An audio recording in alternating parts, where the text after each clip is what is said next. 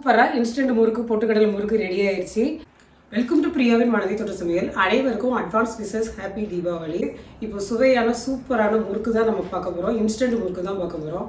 இந்த தீபாவளிக்கு நீங்க கண்டிப்பா செஞ்சு அசத்துங்க.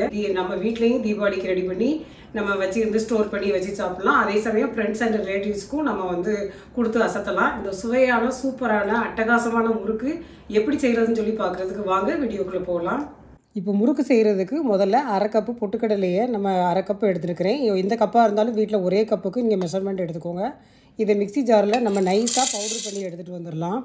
இப்போது இந்த கப்புக்கு தான் நான் அளவு எல்லாமே எடுக்கிறேன். 2 கப்பு மாவு பச்சரிசி மாவை நம்ம ஜலிச்சு எடுத்துக்கலாம். இப்போ 1 கப் மாவு சேர்த்துருக்குறேன். இப்போ 2வது கப் மாவு நான் கடையில் வாங்கின பச்சரிசி மாவு தான் சேர்த்துருக்குறேன். நீங்கள் கடையில் உள்ள மாவாக இருந்தாலும் சரி, இல்லை வீட்டில் நீங்கள் பச்சரிசி மாவு ரெடி பண்ண மாவாக இருந்தாலும் நீங்கள் அதை இந்த மாதிரி 2 கப் மாவு எடுத்து சேர்த்துக்கோங்க. இப்போ பொட்டுக்கடலை மாவை நான் நைஸாக பவுட்ரு பண்ணி எடுத்துகிட்டு வந்திருக்கிறேன். கரெக்டாக அரை கப் மாவு இருக்குது. இதையும் அப்படியே நம்ம ஜலிச்சு சேர்த்துக்கலாம். ஏன்னா அதில் கப்பி அந்த மாதிரி இருக்கும். அதனால் நம்ம அப்படியே எல்லாத்தையுமே ஜலிச்சு சேர்த்துக்கலாம்.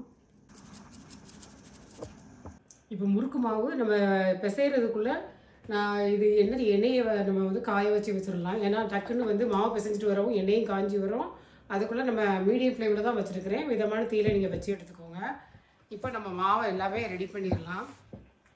1 டேபிள் ஸ்பூன் பட்டர் எடுத்து வச்சுருக்கிறேன். ரூம் டெம்பரேச்சருக்கு எடுத்து வச்சுக்கோங்க. அதே மாதிரி 1 டீஸ்பூன் எள் எடுத்து வச்சுருக்கிறேன். அதுக்கப்புறமா சீரகம் அரை டீஸ்பூன் நம்ம சும்மா கையில் அப்படியே நல்லா கசக்கி போட்டுக்கலாம். க்ரஷ் பண்ணி சேர்த்துக்கலாம். உப்பு 3/4 டீஸ்பூனில் இருந்து 1 டீஸ்பூன் நம்ம சேர்த்துக்கலாம். காயப்பொடி 1/4 டீஸ்பூன் சேர்த்துக்கலாம். அதே மாதிரி தண்ணி கொஞ்சமாக நான் மிதமான சூடில் வச்சு முறுக்கு மாவுக்கு பிசையும் போது முறுக்கு நல்லா நைஸாக நல்லாயிருக்கும், நல்லா சாஃப்டாகவும் இருக்கும். அதனால் இந்த மாதிரி நீங்கள் கொஞ்சம் வச்சு பாருங்கள். தண்ணியை கொஞ்சம் அதாவது ரொம்ப கொதிச்சிடக்கூடாது, ஓரளவு சூடு இருந்தால் போதும். அந்த மாதிரி மாவுக்கு பிசையும் போது ரொம்ப நல்லாயிருக்கும். நீங்கள் ஒரு தடவை ட்ரை பண்ணி பாருங்கள். இப்போ நம்ம மாவை எப்படி முறுக்கு மாவை பிசைகிறதுன்னு சொல்லி பார்க்கலாம். இப்போ நம்ம எடுத்து வச்சுருக்கிற 1 டீஸ்பூன் எள்ளு சேர்த்துக்கலாம். நீங்கள் எள்ளுக்கு பதிலாக ஓமம் கூட சேர்த்துக்கலாம். ரொம்ப நல்லாயிருக்கும், வாசனையாகவும் இருக்கும். எல்லாம் அவரவங்க விருப்பம் தான், நம்ம இஷ்டம் எதுனாலும் சேர்த்துக்கலாம். அரை டீஸ்பூன் சீரகத்தை எடுத்து நல்லா கையில் எப்படி வச்சு நல்லா க்ரஷ் பண்ணிவிட்டு அப்படியே நம்ம சேர்த்துடலாம். 1/4 டீஸ்பூன் காயப்பொடி அதே மாதிரி நம்ம சேர்த்துடலாம். 1 டேபிள் ஸ்பூன் அதே மாதிரி வெண்ணெய் எடுத்து வச்சுருக்கிறேன். அதையும் இந்த டைமில் சேர்த்துட்டு எல்லாத்தையும் ஒரு தடவை நல்லா கலந்து விட்டுடலாம். அதே மாதிரி உப்பு அதுக்கு தேவையான அளவு 3/4 டீஸ்பூன்லேருந்து 1 டீஸ்பூன் சேர்த்துக்கலாம். நீங்கள் பார்த்துக்கிட்டு செக் பண்ணி சேர்த்துக்கோங்க. இது எல்லாமே நல்லா கலந்து அந்த வெண்ணெய் போட்டிருக்கிறது மாவோட ஒன்று சேர்ந்து நல்லா கலந்து வரணும். அந்த அளவுக்கு நல்லா மிக்ஸ் பண்ணி விட்டுக்கோங்க. இதில் காரத்துக்கு நம்ம மிளகாத்தூள் வேணால் சேர்த்துக்கலாம். உனக்கு மிளகாத்தூள் போட்டு செய்யணுமா காரத்துக்கு? என் பொண்ணு மிளகாத்தூள் போட்டு செய்யணும்னு சொல்கிறா. நான் ஃபஸ்ட்டு செய்யவா வேண்டாமான்னு சொல்லி யோசிச்சுக்கிட்டு இருந்தேன். இப்போ அவள் கேட்குறதுனால சரி அப்போ கொஞ்சம் நம்ம காரம் நம்ம தேவைக்கு பார்த்து போட்டுக்கலாம். இப்போது 3/4 டீஸ்பூன் மிளகாத்தூள் சேர்த்துக்கிறேன். நீங்கள் வேணும்னா மிளகாத்தூள் சேர்த்துக்கோங்க. அப்படி இல்லைன்னா மிளகாத்தூள் இல்லாமலும் செஞ்சுக்கலாம். என் பொண்ணு கொஞ்சம் காரமாக செய்யுங்க அப்படின்னு சொல்லி சொன்னால், அதனால் நான் சரி காரம் வேணும்னு சொல்கிறாளே அப்படிங்கிறதுக்காக ஏற்கனவே நான் வீடியோ போட்டிருக்கேன். உங்களுக்கு அந்த காரம் இல்லாமல் பொட்டுக்கடலை முறுக்கு போட்டிருக்கேன். இப்போ இது எல்லாத்தையும் ஒன்றா அதை போய் நீங்கள் வீடியோவில் போய் பாருங்கள், செக் பண்ணி பாருங்கள். இப்போ இது எல்லாத்தையும் ஒன்றா கலந்து விடுற மாதிரி நல்லா மிக்ஸ் பண்ணி விட்டுக்கலாம். இப்போது நம்ம நான் கொஞ்சம் மிதமான சூடில் தண்ணி வச்சுருக்கிறேன். கொஞ்சம் கொஞ்சமாக ஊற்றி நம்ம அப்படியே நல்லா மிக்ஸ் பண்ணி விட்டுக்கலாம். எல்லா மாவுலையும் படுற மாதிரி ஒரே டைமில் எல்லா தண்ணியும் சேர்த்துறாதீங்க. நான் ஃபஸ்ட்டு அளந்து வச்சுருக்கிறேன் 1 கப் தண்ணி. இப்படியே எல்லா மாவையும் நல்லா சப்பாத்தி மாவு பதத்துக்கு நம்ம மாவை பிசைஞ்சு எடுத்துக்கலாம், முறுக்கு மாவை. இப்போது மாவு இந்த மாதிரி பிசைஞ்சு வச்சுக்கிடணும். பார்த்திங்கனாலே உங்களுக்கு தெரியும், ரொம்ப தண்ணியாகவும் இருக்கக்கூடாது, ரொம்ப கெட்டியாகவும் இருக்கக்கூடாது. அந்த அளவுக்கு நம்ம பிசைஞ்சு எடுத்துக்கலாம். நான் 1.5 கப்பு தண்ணி எடுத்துருந்தேன். அதில் எனக்கு இவ்வளோ மிச்சம் இருக்குது. அதனால் ஒவ்வொரு மாவை பொறுத்து தண்ணி கூடுதலாகும். அதனால் நீங்கள் பார்த்துக்கிட்டு சேர்த்துக்கோங்க. இப்போ எண்ணெயும் காஞ்சிக்கிட்டு இருக்குது. இப்போ நம்ம முறுக்கை போய் போட ஆரம்பிச்சிடலாம். இப்போது இந்த மாதிரி 3 அச்சு இருக்கிற மாதிரி முறுக்கு உலக்கு நான் எடுத்துருக்கிறேன். இந்த மாதிரி எடுத்துக்கோங்க. இதுக்குள்ளே நம்ம முதல்ல எண்ணெயை தடவி நல்லா மிக்ஸ் பண்ணி வச்சிடலாம். எல்லா பக்கமும் படுற மாதிரி நல்லா எண்ணெயை இந்த மாதிரி மிக்ஸ்டு நல்லா ஸ்ப்ரெட் பண்ணி விட்டுக்கோங்க. இந்த மாதிரி இந்த கரண்டியில் எண்ணெயை லைட்டாக தடவி வச்சுருக்கேன். ஏன்னா முறுக்கு உங்களுக்கு ஒட்டாமல் வரும், அதுக்காக. இப்போ நம்ம அப்படியே இதில் புழிஞ்சி விட்டுடலாம். அதுக்கப்புறம் இந்த கார்னரை உள்ளே அப்படியே இது பண்ணி விட்டுடலாம். எண்ணெய் காஞ்சிருச்சான்னு நம்ம செக் பண்ணி பார்த்துக்கலாம். கொஞ்சமாக மாவு எடுத்து போட்டிங்கன்னா அது மேலே எலும்பி வரணும். இப்போ எண்ணெய் காஞ்சி வந்துகிட்ருக்கு. மீடியம் ஃப்ளேமில் வச்சுக்கோங்க. ஏன்னா முறுக்குக்கு எண்ணெய் வந்து ரொம்ப கரெக்டாக காஞ்சி இருக்கணும். ஹை ஃப்ளேமில் வச்சிங்கன்னா டக்குன்னு கரிஞ்சு வந்துடும். இப்போ முறுக்கை போடலாம். எண்ணெய் நல்லாவே காஞ்சிருச்சு. ஒன்று ஒன்றா இந்த மாதிரி நம்ம கரண்டியில் அப்படியே புழிஞ்சு போட ஆரம்பிச்சிடலாம். ரெடி எடுத்து அப்படியே எண்ணெய் அதிகமாக வச்சுருந்தோம்னா நம்ம டக்குன்னு ஒரு 4-5 முறுக்கு ஒரே டைமில் போட்டு எடுத்துடலாம்.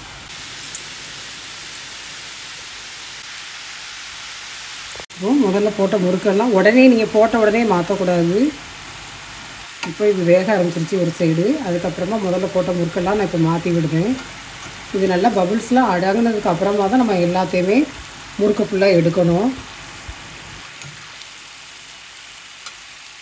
இந்த மாதிரி எல்லாத்தையும் மாற்றி போட்டுடலாம்.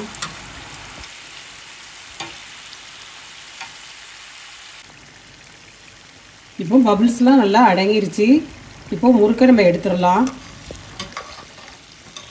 நல்லா வெந்துருச்சு. நல்லா எண்ணெயை வடிச்சிட்டு இப்படி எடுத்துக்கோங்க. இந்த மாதிரி டிஷ்யூ பேப்பரில் நம்ம அப்படியே எண்ணெய் வடிகிறதுக்கு போட்டு வச்சிடலாம்.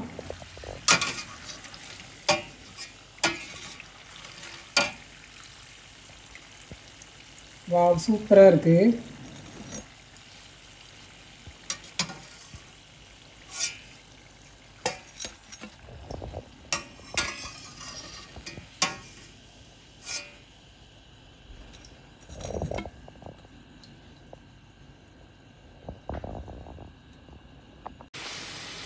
இப்போது நம்ம ஃபஸ்ட்டு போட்ட முறுக்கெல்லாம்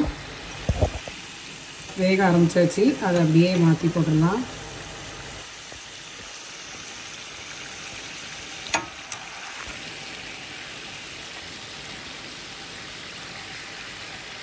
பார்க்கவே பாருங்கள், சூப்பராக இருக்குது. இப்போ எண்ணெயெல்லாம் உங்களுக்கு பபிள்ஸ்லாம் அடங்கிருச்சு. இப்போ எல்லா முறுக்கையும் நம்ம அப்படியே எடுத்துடலாம்.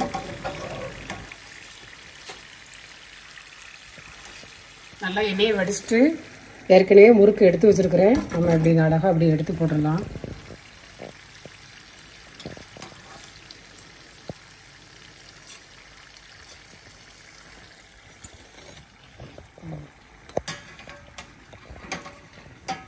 இப்போது ஒவ்வொரு முறுக்கையும் இந்த மாதிரி நீங்கள் புளிஞ்சு போட்டிங்கன்னா உங்களுக்கு ஈஸியாக இருக்கும். சில பேருக்கு எண்ணெய் சட்டியிலே அப்படியே புளிவாங்க, எண்ணெய் பாத்திரத்தில். எனக்கு அந்த மாதிரி பழக்கம் இல்லை. எனக்கு கொஞ்சம் பயமாக இருக்கும், ஏன்னா மேலே தெரிச்சிடும்ட்டு. இதெல்லாம் கொஞ்சம் ஈஸியாக இருக்குது. எனக்கு எங்கள் அம்மா அப்படி தான் பண்ணுவாங்க. அதே மெத்தடில் தான் நானும் பண்ணுறேன். இந்த மாதிரி புளிஞ்சுன்னா எனக்கு வந்து முறுக்கை ஈஸியாக புளிஞ்சிட்டு எண்ணெய் பாத்திரத்தில் போடுறதுக்கு ஈஸியாக இருக்கும். இன்னொன்று, உங்களுக்கு உளுந்தை அரைச்சி நீங்கள் உளுந்தை வறுத்து அரைச்சி அந்த மாதிரி செய்கிறத விட பொட்டுக்கடலையை வச்சு நீங்கள் போடும்போது ஈஸியாகவும் டக்குன்னு உடனே பண்ணிடலாம். இந்த மெத்தடில் நீங்கள் செஞ்சு பாருங்கள். முறுக்கு போடும்போது அதே மாதிரி அந்த கார்னரில் வரும்போது உள்ளே எடுத்து விட்டுருங்க. அப்போ பார்க்குறதுக்கு அந்த ஷேப்பு நல்லாயிருக்கும். இது நம்ம ஃப்ரெண்ட்ஸ்லாம் வந்தாங்க கூட நம்ம டக்குன்னு அவங்ககிட்ட பேசிக்கிட்டு இருக்க டைமில் நம்ம செஞ்சிடலாம். நான் கொஞ்சம் எண்ணெய் அதிகமாக வச்சுருக்கிறதுனால முறுக்கு நல்லா ஒரே டைமில் ஒரு 6-7 முறுக்கு நான் சேர்த்து ஒரே டைமில் போட்டுருந்தேன்.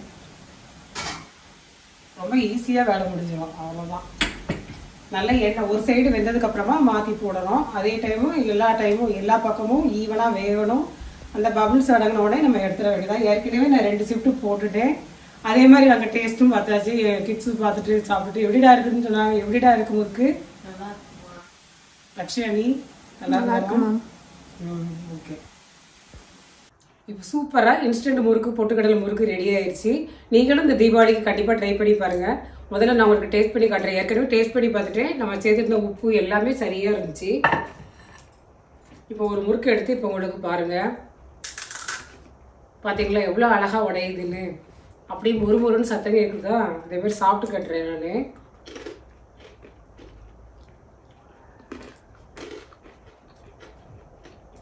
கரெக்டாக நம்ம சேர்த்துருக்கிற அளவு எல்லாமே சரியாக இருக்குது.